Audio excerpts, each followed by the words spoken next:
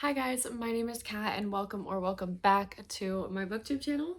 Today I am going to be talking about the off-campus series, and it's going to be a reading vlog of me finishing up the off-campus series. As we get into this reading vlog, you will see me initially reading The Goal, which is Sabrina and Tucker's story, and then The Legacy, which is kind of the wrap-up for all of the couples.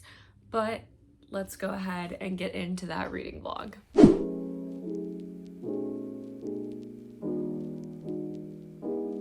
Dean De Laurentiis is a horrible person and I hate him. Oh my god. I will link up here when I read, what book was it? The Score, because I had similar feelings. I never really liked Dean and I didn't like that book because of that. But oh my god, the way that he just treated Sabrina, I know they don't like each other, but the way he just spoke to her, and he claims that's his best friend, that he's speaking to his baby mama like that. Oh my god, get a life, dude.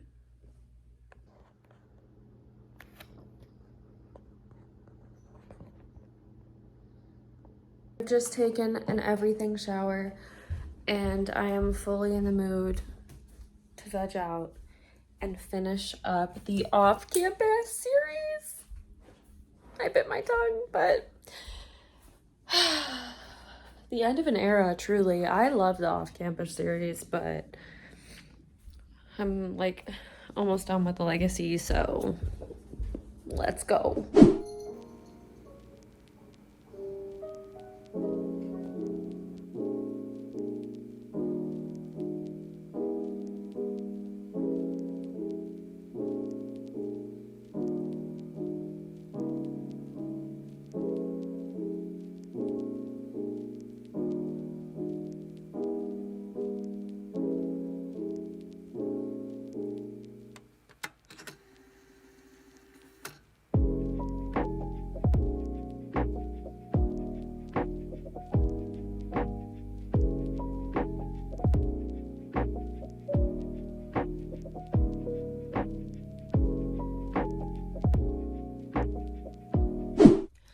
Alright, so getting into my thoughts about the off-campus series as a whole, I highly recommend it, especially if you like sports romance, hockey romance, college romance, any of those categories.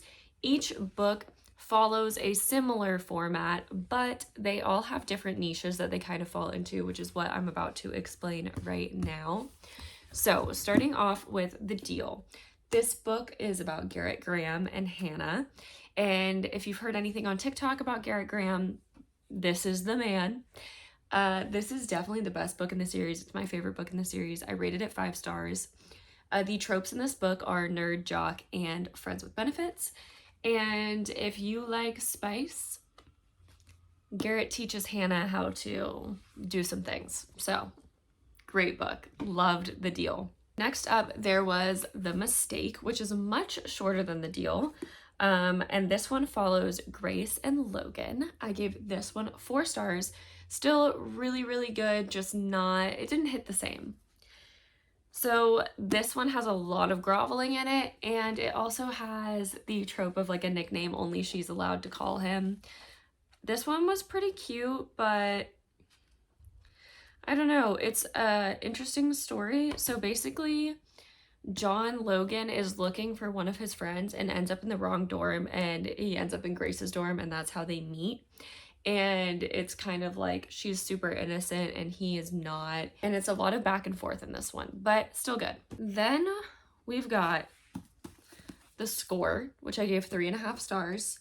I do have a reading vlog, it's a big reading vlog, but this book is in it. I despise Dean. The tropes in this book are player changing for one girl. It follows Dean and Allie. If you saw in previous sections of this vlog, I skip most things involving Dean because he's a horrible person. In this book, I did kind of describe in a reading vlog how I don't think I could forgive him for the things that he does, and grief is crazy and grief can cause people to do a lot of things they wouldn't normally do. But there still is a line where things are inexcusable in a relationship, in my opinion, especially if it's a romance book. You know, this is made up. So anything with Dean, I tend to skip because I literally hate him. I don't think that he's cute. I don't know how this is one of the more popular books in the series. And then the final, like, full book that's not like a novella is The Goal, which follows Sabrina and Tucker.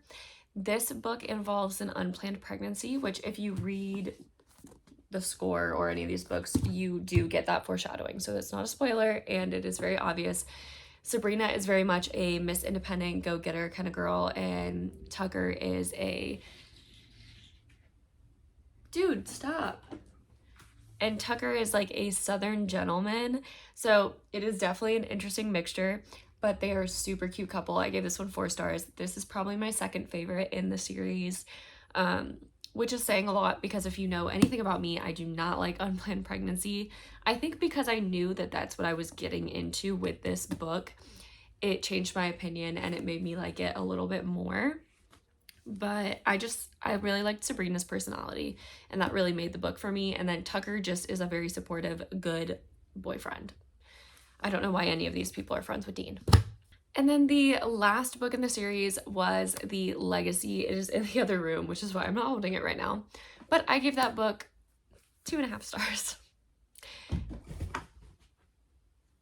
It was a wrap-up book. You know, it had a section for each couple. I did skip Dean and Allie's section, or I just skimmed it because I'm not interested in reading about Dean, especially after the things he says in this book. Goodbye. It was okay. It was just kind of like somebody gets married, proposed, pregnant. Married, proposed, pregnant. Honeymoon. So it was kind of just a wrap-up book. You could tell it was kind of written as like a, well, I've had success in this series, so let me just like tie some stuff up. So it's like worth a read if you like the series, but it's not life-changing by any means. So overall, I would definitely recommend reading the Off-Campus series. I loved it, and I'm super excited to start reading the Briar U series.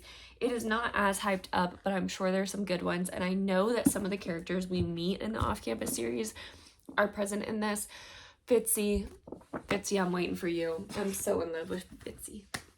I love him. I cannot wait to read his book. I really hope that he's like as good in his own book as he seems to be in these previous books. But that is my feelings on the Off-Campus series. I hope you guys enjoyed this little reading vlog and hearing me talk a little bit about it. I will definitely be reading the Briar U series, like I said, and I'll be putting up some reading vlogs as I read those. So if you're interested, make sure you subscribe and like this video to let me know. And I will talk to you guys later. Bye.